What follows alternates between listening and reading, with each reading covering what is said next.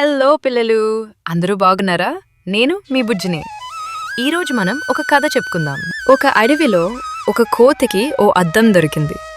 అది ఆ అద్దాన్ని అడవిలో జంతువులన్నిటికీ చూపించింది.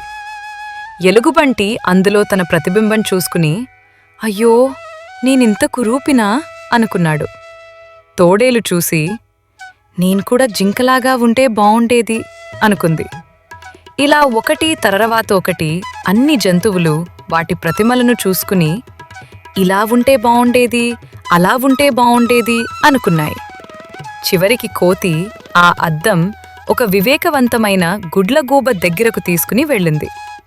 ఆ గుడ్లగూబ, వద్దు, నాకు చూపించద్దు, ఆ అద్దం చూసుకున్న వాళ్లంతా అసంతృప్తి పడడం తప్ప దానివల్ల వాళ్లకు వచ్చిన ఆనందము లేదు, విచక్షణ లేదు. అలాంటి దాన్ని చూసి బాధపడడం అనవసరం అని అంది. కోతి ఒప్పుకుని ఆ అద్దాన్ని నదిలోకి విసిరేసింది.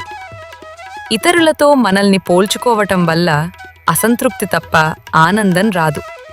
మన వద్ద ఉన్నదాన్ని అంగీకరించి మన స్వభావాన్ని గౌరవించుకోవటమే నిజమైన వివేకం.